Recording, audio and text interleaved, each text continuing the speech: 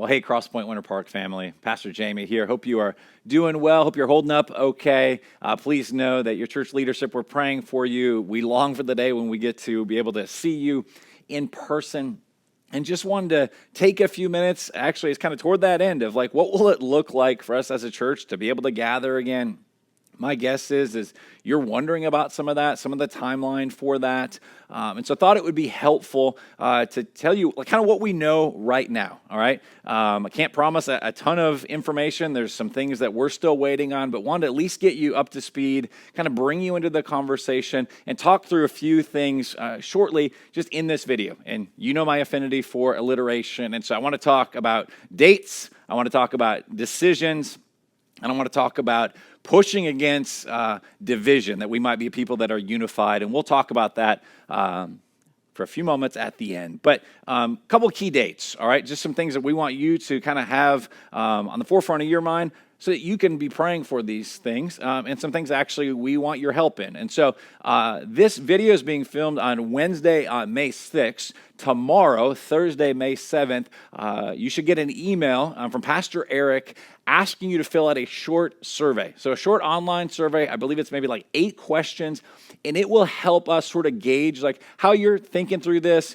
particularly as it pertains to kind of moving away from some of the shelter-in-place restrictions as those begin to be lifted, and some of that obviously shifted over the past few days as we got into May, and the governor released his kind of update, and so some of those things are starting to happen. There's more conversations that are happening about that, and so we just kind of want to know, get a pulse of the community. How are you guys thinking through that? And so some of the questions there will just help us as church leadership be able to process. There'll be some things that might help us think through, we got to make sure we're thinking of that whenever it is that we're able to sort of begin gathering for Sunday morning service, or begin gathering in groups in person. So if you would take time to fill that out, it won't take much time, but it'll be very helpful to us.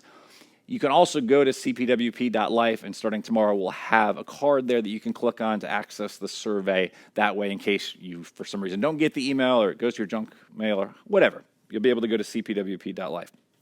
The other thing that we want you to know about is this Friday, May 8th, I'll be part of a conference call, video call with the YMCA leadership. And so they've called for this Friday morning for any of the churches that meet at YMCAs in Central Florida to jump on this call. And so right now, all gyms, so that would include the Y, are currently closed, all right? And so even if we wanted to have services in person, we wouldn't be able to do that with the YMCA being our location. So as I imagine you are, kind of anxious to hear, like, what are going to be some of the details? What's their plan for reopening? How are they thinking through that in their partnership with area churches like us? And so I hope to know a lot more coming out of our meeting on Friday, May the 8th. All right, so if you'd be praying for that, I'd really appreciate it. Pray for the YMCA as they make decisions as well. And so we're really thankful for their partnership, and we're going to be trying to figure this out together, what it looks like going forward.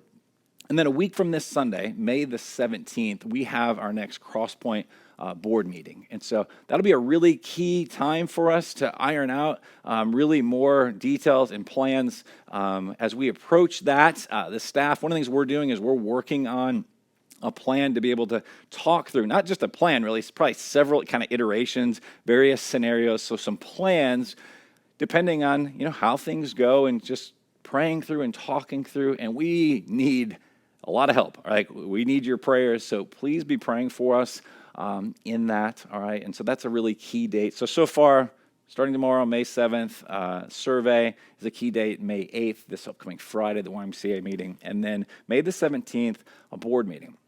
And so right now, what we have planned for then coming out of the board meeting is the following Sunday, May the 24th, is we're going to be calling for a congregational meeting. And so we don't anticipate that would be in person. It'll be either via a live stream, Zoom, but our hope and our prayer is that coming out of the board meeting, and then with that week leading up to the 24th, we'll actually be able to have more concrete details to be able to share.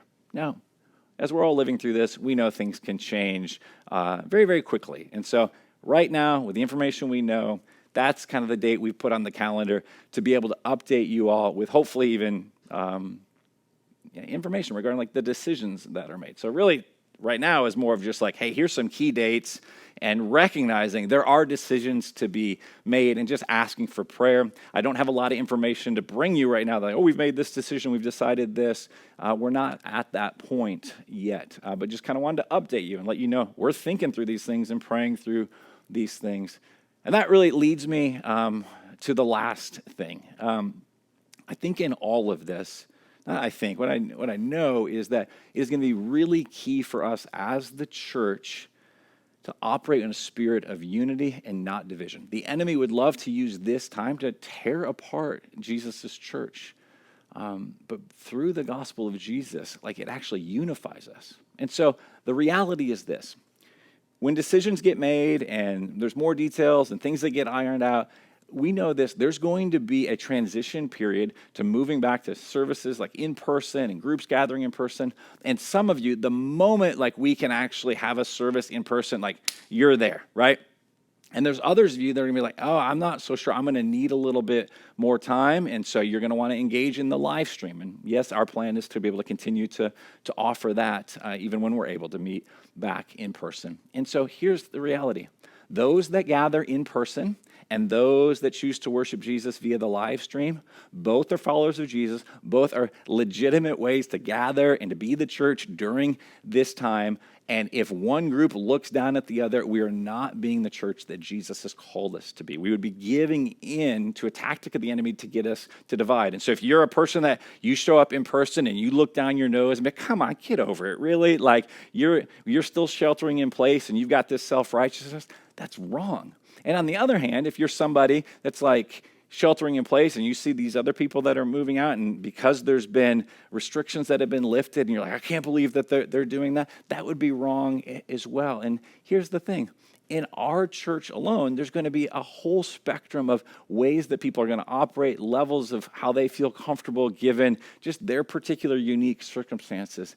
And so rather than division, we want to unite around the one thing that ultimately matters, and it's uniting around the gospel. And so, yeah, we're going to have some people that meet in person. Some are going to do the live stream. Some might come in person and be like, I'm going to go back to the live stream for a bit. I don't know what it's all going to look like, but we have an opportunity because of Jesus to put unity on display. And so, church, let me just call us, this is not my thought or opinion, but rather you see this theme all throughout the scriptures. And there's a really fascinating place in Psalm 133 that I thought I'd read just as we close this.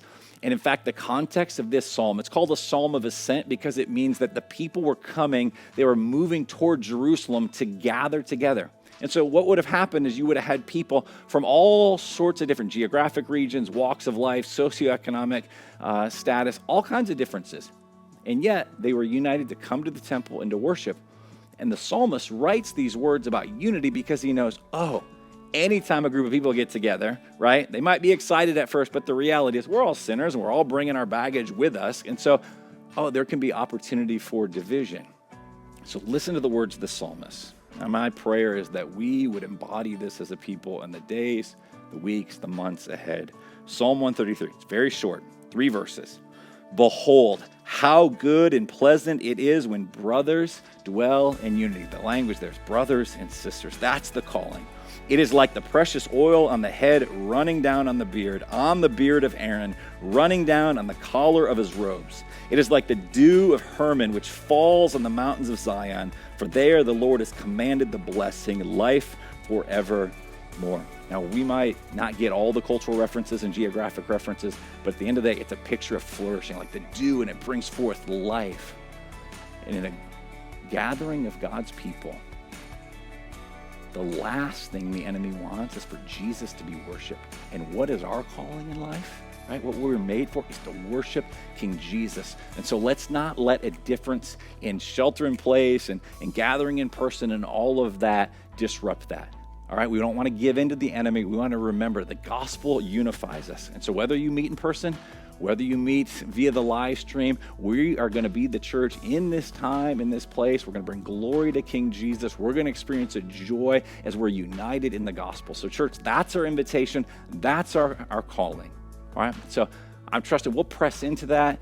We're not going to do that perfectly. There's going to be a lot of grace that needs to be extended. But that's our story, right? It's a story of God's grace. And so I'm praying that that is just embodied and that is put on display, and that Jesus gets the worship that he deserves during this time, whether we're in person or a live stream. At the end of the day, the point is worship of Jesus. So church, regardless, all right, we'll have the details and the things that are coming in the weeks and the months ahead. Our call is what it's always been: worship. We want to worship Jesus for who he is, and in that we find our life, we find joy. So I do look forward, though, at some point being able to see you all in person. But until that day, just know that we're continuing to pray for you. Please pray for us as we work through some of these kind of key dates and meetings and some of the decisions that need to be made. And if there's any way that we can serve you, please don't hesitate to reach out. So church, love you, thankful for you. Let's continue to worship King Jesus.